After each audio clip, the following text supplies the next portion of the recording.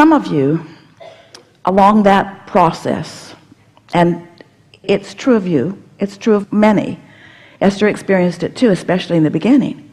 You become so determined to be really good, deliberate creators that you sort of hold yourself back from the expansion that you're not up to speed with yet. You don't ask for all that you want. You just don't let yourself go there because you're guarded. You don't want that other shoe to drop. You don't want to come face to face with the realization that you've asked for something that you haven't allowed yourself to realize. So we began saying to you, you're never going to get it done. You're not ever going to get it done. So let that go. And you can't get it wrong. So be nicer to yourself along the way.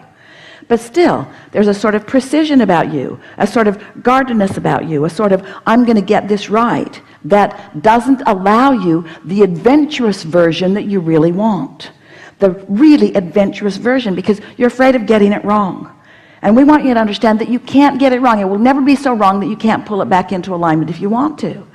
And so when you say to us, and we hear it often from people, my life is going pretty well, we would rather hear you say, I am ravenous about this life. There's so much that I want, and I'm screwing up every time I turn around. There's so much that I want that I'm not allowing myself to have. And that's what you're reaching for. You're reaching for more aliveness. You're reaching for more enthusiasm for life. You want to allow more of the energy to flow, even if it risks you resisting some of the energy that's flowing.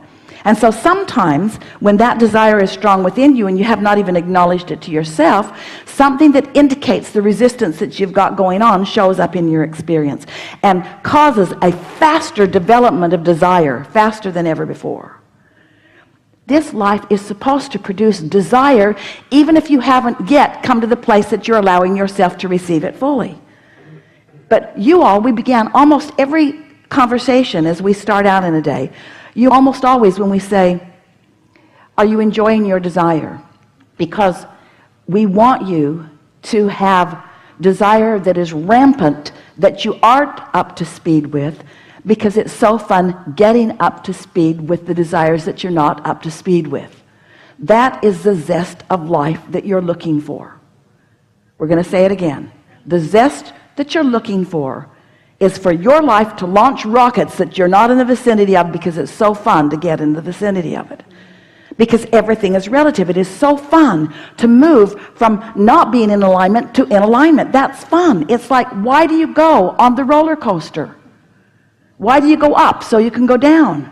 Why do you do that? Because you like the relational experience. You like the feelings of that. You get a sense of what we're talking about? Yes. So what you bring to this table, and it is a wonderful representation and a lot of people are feeling it, is don't be afraid to get out there in the dynamics of this vibrational universe and let your desires soar far beyond your ability to own them. Because when you do come into ownership of those, how good it's going to feel. It's sort of like, do you remember those Thanksgivings when you were obligated to go to 3 or 4 different places at once? And by about the 2nd or 3rd Thanksgiving dinner, you wanted to die. Something that ordinarily would feel so wonderful was just not feeling so wonderful to you. You don't want to eat all your meals today.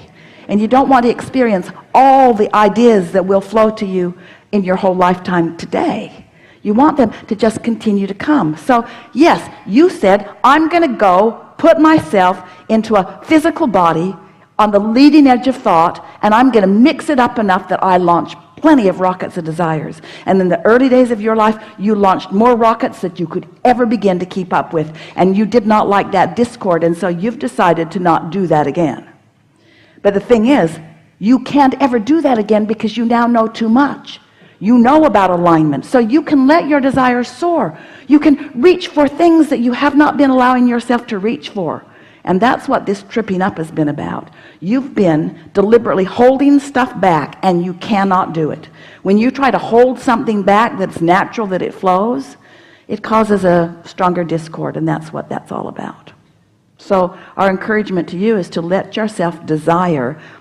So here, if you've got a desire and you are not allowing yourself to let it flow, the discord is uncomfortable, and then you pronounce yourself doing something wrong. So you've been attempting to do something that no one can do. You've been attempting to hold the desires back, which you can't do. We want you to encourage the desires. Does that make sense to you? Yes. What do you want? What do you want? What do I want? What do you want? Well, I want to do everything. I want to go out and have everything I want. I want to have more abundance than anyone could ever have. I want to be able to do anything at the drop of... I want abundance because, why? It gives you the ability to do and have whatever you want. And what do you want to do? I want to go travel the world. And what do you want to have? What I want to have? I want to have joy. That's what it's But about. what do you want to have? You're talking about abundance. You don't buy... I would love to make music. I would love to travel the world. I would love to be And what's out there in the world that you want to see? People and beautiful things and cultures and... Different experiences. Experiences, yes. So that's the first time you've really gone there in a while. Because you're so practical. Because if you let yourself want something that you can't go do right now, it feels like failing. It feels like a pipe dream. And in an action world, we don't want you to go do things that you can't afford to do. But in a vibrational world, you are abundant. You get to think about those things that you want to do. You get to let your juices flow about that. Spend time letting yourself be in the receptive mode of the imagination of that, you see. We're happy to have this conversation. Because usually a conversation as we're visiting with our physical friends goes something like this. I have desires. I've got lots of desires, and there are things in my way from these. But you've taken it a step further, and a lot of you have. I have lots of desires, and I've got things in my way that keep me from it. And so I hold myself from thinking about desire, because when I turn my attention to my desire, my negative emotion, as I'm aware of the condition of it not having happened yet, flares up, and then I think I'm miscreating. Did you hear that? So now what we're saying to you is, I have desires that my vibration is not allowing me to manifest right now. But I've decided to approach this life unconditionally. So I don't need the condition of that desire right now to be happy. The thought of it feels good to me. I'm going to allow myself to think about it. I'm going to allow myself to find the feeling of it. The feeling of landing in a country that I haven't been in before, and looking out the window into the environment of it and getting my first glimpse of something that is new.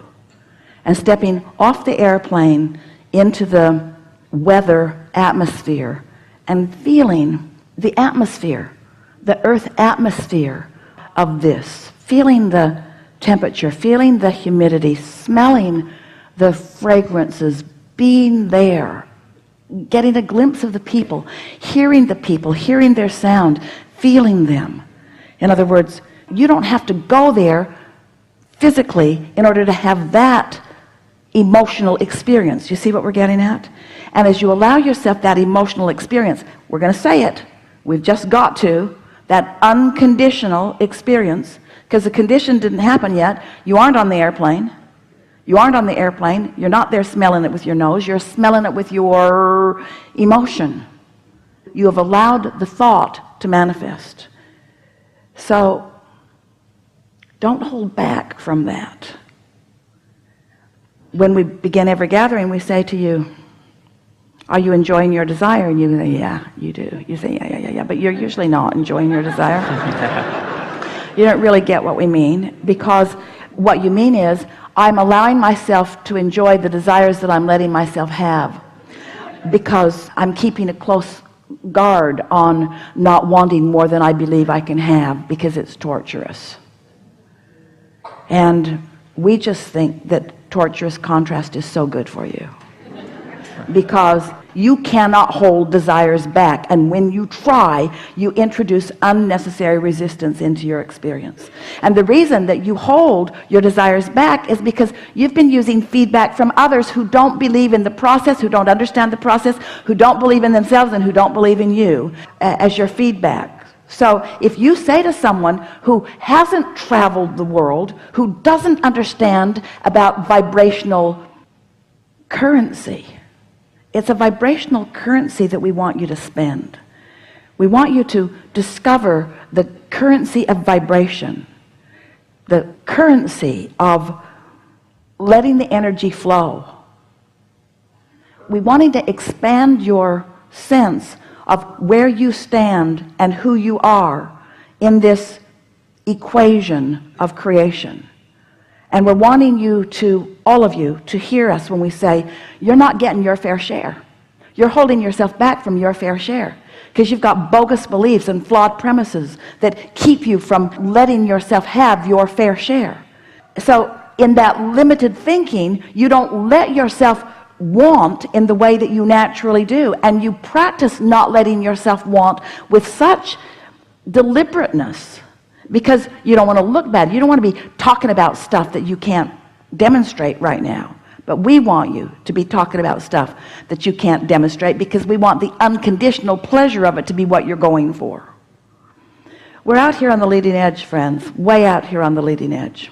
As we visit with you, most people who come to us initially, they just want to figure out how to live a better life.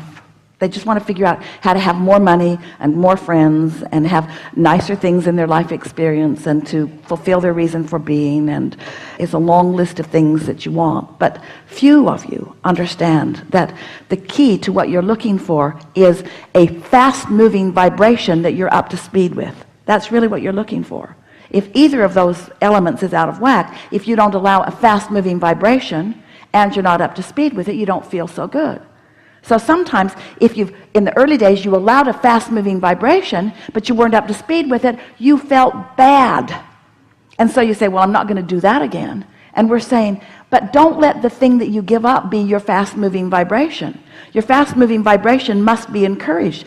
What you want to do is get up to speed with it. So we want you to talk more with more sense of ownership of who you really are and what's coming.